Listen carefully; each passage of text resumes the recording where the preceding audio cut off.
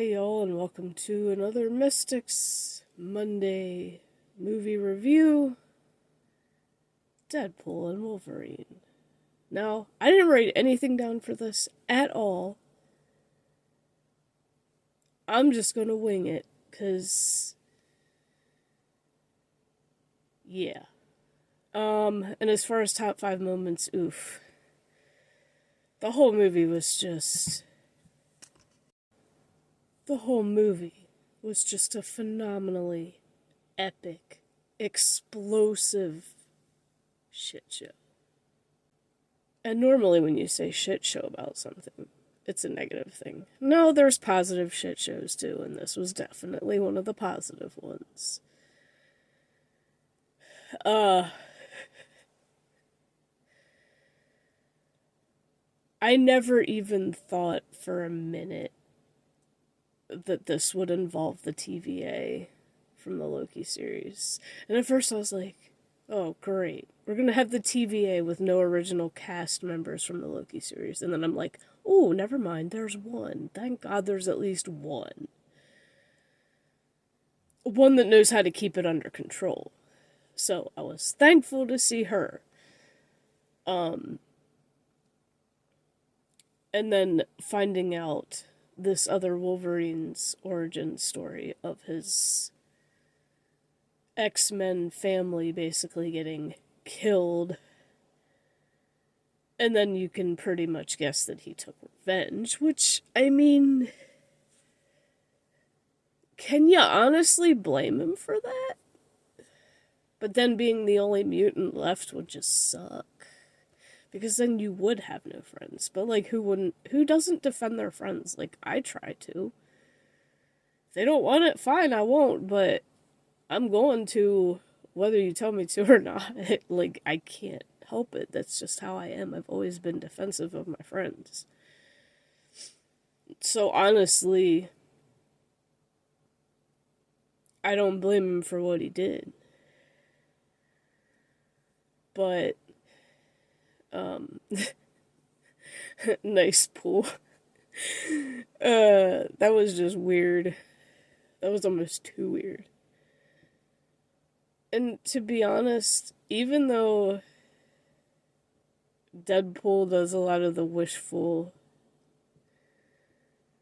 wishing or whatever that's called, I think he was right in what he said to Charles's sister, in the fact that if he knew that she existed, he would not have left her in the void. But he didn't even know because they were separated at birth. So, like, yeah, how is he supposed to know? And if she's in the void, then she's more than likely out of his mental reach. So, he didn't know she existed, and it's not his fault. It's really not anybody's fault, except for the TVA's. But the whole her with the hands and the brain thing, just ew. Like, yeah. And all the little inappropriate comments, just...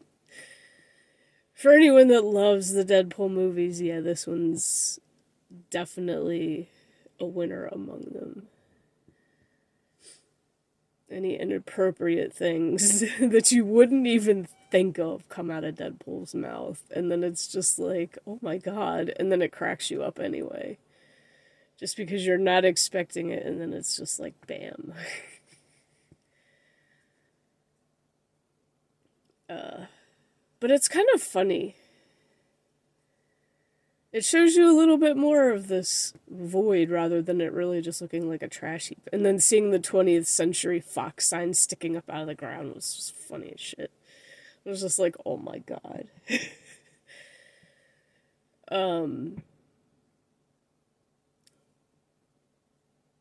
But, like, characters that you didn't even know were in that void.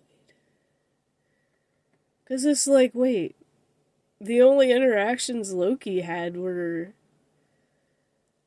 the other Lokis. So how big is this damn place? Like, seriously, how fucking big is it? It's gotta be massive. if Loki's are all the way over here, and then the X-Men universe outcasts are over here, and then you actually have woods, like, where the hell did that come from? Because that wasn't in Loki either. They didn't go very far. And then you have former Marvel characters and, the bad guys from X-Men there. Because it's like, and it's like I was saying, like I've always said, and I think a lot of people have said this on Twitter, you can't get anyone but Wesley Snipes to play Blade. Like, they're just not, no. Just like, nobody else but Hugh Jackman can pull off Wolverine. Like, every actor they've picked to pull off that role has nailed it. And then after seeing it, it's hard to imagine another. Now, the Spider-Man, that's different, although a lot of us grew up with Tobey Maguire, and therefore he is our Spider-Man. But at the same time, I have to say they all did an amazing job, and then bringing them all together just made it that more incredible. So yeah, like, every generation's gonna have different opinions on that stuff. But and them destroying the Honda Odyssey, I think, was fighting was, yeah, maybe I can come up with some top fives. I don't know. We'll think on it during the day. And yeah, because obviously I'm not doing Guardians of the Galaxy 3. It's just when so much happens in a movie like that, it's very hard to really pinpoint favorite moments. But I do want to do another Goofy Granny villains, because we did Disney villains, and I want to do live action villains too.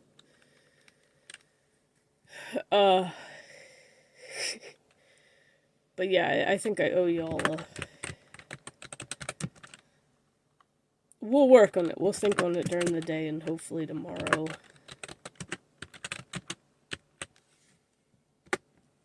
we'll come up with something. But yeah, like, it would have been funny if they had have met the Lokis there, but obviously that wasn't part of this story, so the way it was put together, the way it worked out, everything was really awesome. And having all the fucking Deadpools, and literally none of them are nice except Nice Pool, and then unfortunately he gets killed. But he's kind of one of those annoying nice types, if that makes sense. Yeah.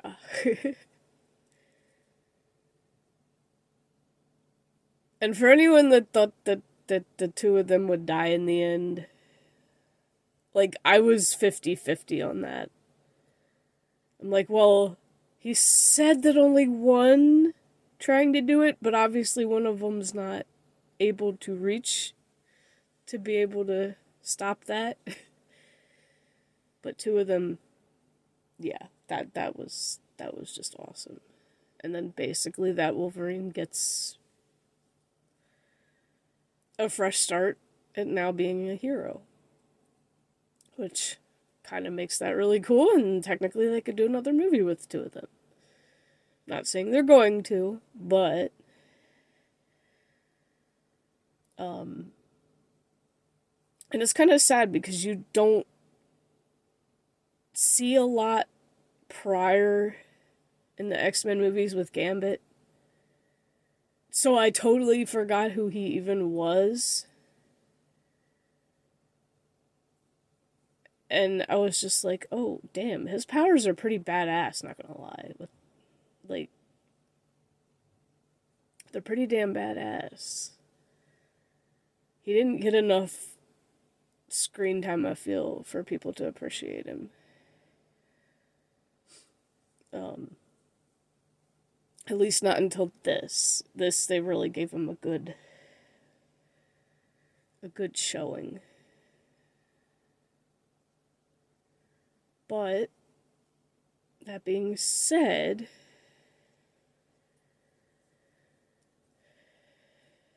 this movie, from me, definitely gets, I'd say, a solid 8.5, 9 out of 10. So let me know what y'all thought.